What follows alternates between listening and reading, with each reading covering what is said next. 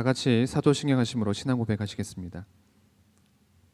전능하사 천지를 만드신 하나님 아버지를 내가 믿사오며 그 외아들 우리 주 예수 그리스도를 믿사오니 이는 성령으로 잉태하사 동정녀 마리아에게 나시고 본디오 빌라도에게 고난을 받으사 십자가에 못 박혀 죽으시고 장사한 지 사흘 만에 죽은 자 가운데서 다시 살아나시며 하늘에 오르사 전능하신 하나님 우편에 앉아 계시다가 저리로서 산자와 죽은 자를 심판하러 오시리라. 성령을 믿사오며 거룩한 공예와 성도가 서로 교통하는 것과 죄를 사하여 주시는 것과 몸이 다시 사는 것과 영원히 사는 것을 믿사옵나이다. 아멘. 찬송가 35장 큰 영화로 오신 주 함께 찬양드리겠습니다. 35장입니다.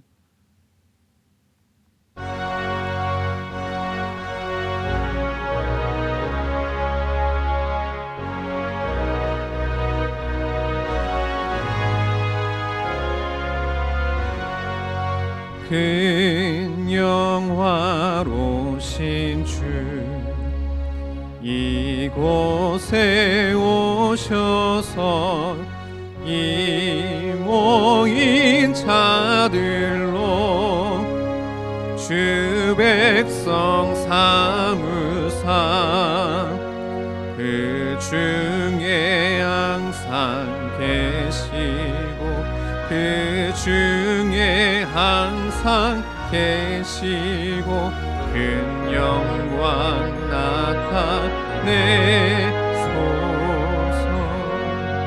이 백성 기도와 또 예물 드림이 향내와 같으니 곧 받으옵소서. 주 예수 크신 복음을 주 예수 크신 복음을 만 백성 듣게 하소서. 또 우리 자손들 다 주를 기리고 저 성전 돌같이 긴하게 하소서. 주 구원하신 능력을 주 구원하신 능력을 늘 끝날까지 주소서. 주 믿는 만민이 참 진리 지키며 옛 성도들같이 주 찬송하다가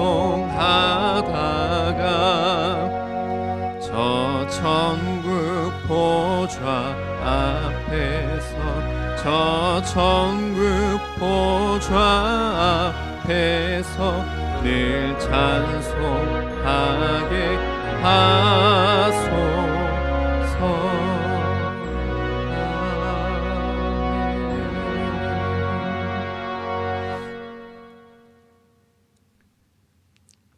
함께 나눌 말씀은 욥기 20장 20절에서 29절 말씀까지입니다. 욥기 20장 20절에서 29절 말씀까지입니다. 그는 마음의 평안을 알지 못하니 그가 기뻐하는 것을 하나도 보존하지 못하겠고 남기는 것이 없이 모두 먹으니 그런즉 그 행복이 오래가지 못할 것이라. 풍족할 때에도 괴로움이 이르리니 모든 재난을 주는 자의 손이 그에게 임하리라. 그가 배를 불리려 할 때에 하나님의 맹렬한 진노를 내리시리니 음식을 먹을 때에 그의 위에 비같이 쏟으시리라. 그가 철병기를 피할 때에는 놋화살을 쏘아 꿰뚫을 것이요 몸에서 그의 화살을 빼낸즉 번쩍번쩍하는 촉이 그의 쓸개에서 나오고 큰 두려움이 그에게 닥치느니라. 큰 어둠이 그를 위하여 예비되어 있고 사람이 피우지 않은 불이 그를 멸하며 그 그 장막에 남은 것을 해치리라. 하늘이 그의 죄악을 드러낼 것이요 땅이 그를 대항하여 일어날 것인즉 그의 가산이 떠나가며 하나님의 진노의 날에 끌려가리라. 이는 악인이 하나님께 받을 분깃이요 하나님이 그에게 정하신 기업이니라.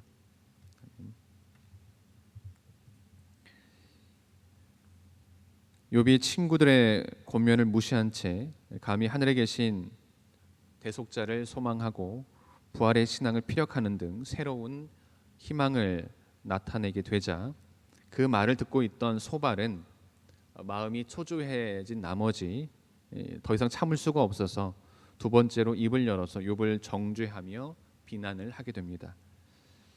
소발의 두 번째 발언은 첫 번째 경우보다 더 거칠고 무례하며 비열할 뿐만 아니라 더욱 강력한 적개심으로 불타고 있었습니다. 소발의 발언은 엘리바스나 빌닷의 경우와 마찬가지로 악인의 운명은 비록 지연될지라도 결국은 멸망할 것이라는 논지로 엮어져 있습니다. 특별히 소발은 욥의 처참한 죽음을 예견하며 하늘과 땅이 욥을 대적하여 일어나 증거한다는 말로써 결단코 피할 수 없는 욥의 처절한 멸망을 피력하였던 것입니다. 그러면 이제 욥을 향한 소발의 경책의 말을 통해서 악인의 운명을 우리가 함께 살펴보고 신앙적인 교훈을 얻도록 하겠습니다. 먼저 악인의 형통은 잠깐임을 봅니다. 소발은 다른 친구들보다 좀 더 신경질적으로 허영심이 강하며 신경 과민적인 성격의 소유자였던 것 같습니다. 그는 욥의 비난을 매우 기분 나쁘게 들었을 뿐만 아니라 욥에 대한 적개심을 절제하지 못하고 그대로 표출해 버렸던 것입니다. 앞서 빌닷은 세상의 도덕적인 질서 때문에 결국 악인이 망하게 된다는 식으로 욥을 충고했지만 소발은 좀 더 강하고 투박한 어조로 악인의 창성함은 잠깐이요 악한 자의 환희는 잠정적이며 방탕한 즐거움은 일순간에 불과하다는 사실을 지적하면서 고통 중에 있는 욥을 정죄했던 것입니다.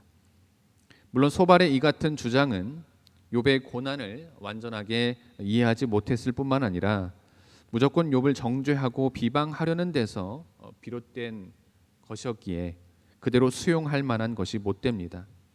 진정 사랑과 긍휼의 마음이 없이 그저 정죄와 비난만으로 형제의 아픔에 접근하는 것은 분명 올바른 태도가 아닌 것입니다. 그러나 우리는 여기서 소발이 언급한 악인은 비록 일순간은 번영할 수 있을지는 모르지만 그 번영은 결코 오래가지 못한다는 사실이 보편적인 측면에서는 진리임을 우리가 인정해야만 합니다. 실로 하나님은 참으로 공의롭고 공평하신 심판주로서 이 땅에서뿐만 아니라 최후의 심판 날에 심판대 앞에서 각 사람의 선악을 분명 달아보실 것입니다. 따라서 우리 신앙인들은 이 땅에서 고난을 받고 불의한 자들로부터 온갖 피해와 박해를 받는다 할지라도 결코 절망하거나 좌절하지 말아야 하겠습니다. 결단코 악인들의 번영과 행복을 우리가 부러워하지 말아야 하는 것입니다. 타락하고 부패한 인간들이 누리고 있는 영광과 부귀는 마치 곧 시들어버리는 풀과 같고 아침 안개같이 허무할 것임을 우리가 분명 기억해야 하겠습니다.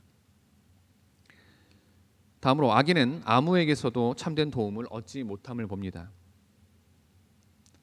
12절로부터 29절을 보시면 악인들이 맛보는 즐거움은 진정한 기쁨이 되지 못합니다. 왜냐하면 그 즐거움 이면에는 죽음 같은 절망과 독사의 쓸개 같은 처절한 고통이 숨겨져 있기 때문입니다. 특히 악인들을 더욱 절망시키는 것은 그들이 하나님의 공의로운 심판에 의해서 위험에 처해 있을 때 아무에게서도 도움을 받지 못하는 일일 것입니다. 악인은 먼저 인간들에게서 도움을 얻지 못할 것입니다. 왜냐하면 자신으로 인해 가난하고 불행하게 된 모든 자들이 그 악인을 대항하고 또 괴롭게 할 것이고 자신의 동료들은 기회가 되면 그 악인의 소유를 분명 탈취하려고 할 것이기 때문입니다. 사실 악인들의 결속력이란 자신들에게 유익이 될 때에만 그 힘을 발휘하는 참으로 허무하고 사악한 것 아니겠습니까? 더욱이 악인은 하나님으로부터도 아무런 위로나 도움을 얻지 못하게 될 것입니다. 악인이 그 죄악을 계속 반복하는 한 거룩하신 하나님과 결코 교제할 수 없을 것이며, 하나님과의 교제가 단절된 자는 아무런 희망을 기대할 수 없을 것입니다. 진실로 하나님은 회개하고 자신에게 돌아와 교제하고자 하는 자에게는 하나님께서 친구가 되어주지만, 그러나 동시에 하나님은 자신을 대적하고 계속적으로 자신의 품을 떠나 살아가는 자에게는 모든 대적들보다도 가장 맹렬하고 힘센 대적이 되실 것입니다. 사랑하는 성도 여러분, 우리가 사는 이 세상은 경건한 자는 힘들게 살아가는 반면 불의한 자는 자기의 힘과 부를 과시하며 이곳저곳을 휘젓고 다닙니다. 그러한 현상을 목격하면서 하나님은 과연 살아계시는가? 하나님이 살아계시다면 이 땅의 불의와 불법이 난무하는 이유가 무엇인가 하는 의문을 가지기도 합니다. 그러나 이제 우리는 악인들의 번영이나 형통함을 결코 부러워해서는 안 됩니다. 왜냐하면 악인들의 날은 결탄코 길지 못할 것이며 그들의 최후는 처절한 멸망으로 분명 귀결될 것이기 때문입니다. 아무쪼록 악인들의 날이 길지 못하며 처절한 멸망으로 끝나게 될 악인들의 결말을 깨닫고 그들의 형통을 부러워하기보다 하나님의 자녀로서 항상 의롭고 또 선하게 살아가는 우리 모두가 되기를 주님의 이름으로 기원합니다. 기도하시겠습니다. 하나님 감사합니다. 오늘도 귀한 하루 허락하여 주시고 귀한 말씀으로 하루를 시작하게 하시니 참으로 감사드립니다. 하나님, 오늘 본 말씀을 통해 우리는 악인들의 날은 결단코 길지 못할 것이며 그들의 최후는 처절한 멸망으로 귀결될 것임을 보게 됩니다. 하나님, 이 시간 바라옵기는 악인들의 날이 길지 못하며 처절한 멸망으로 끝나게 될 악인들의 결국을 깨닫고 그들의 형통을 부러워하기보다 하나님의 자녀로서 항상 의롭고 선하게 살아가는 우리 모두가 될 수 있도록 인도하여 주옵소서. 오늘 하루도 지켜주시고 인도하여 주줄 믿으며 이 모든 말씀 예수님의 이름으로 기도드립니다. 하늘에 계신 우리 아버지여, 이름이 거룩히 여김을 받으시오며 나라가 임하오시며 뜻이 하늘에서 이루어진 것 같이 땅에서도 이루어지이다. 오늘 우리에게 일용할 양식을 주시옵고 우리가 우리에게 죄 지은 자를 사하여 준 것 같이 우리 죄를 사하여 주시옵고 우리를 시험에 들게 하지 마옵시고 다만 악에서 구하옵소서. 나라와 권세와 영광이 아버지께 영원히 있사옵나이다. 아멘.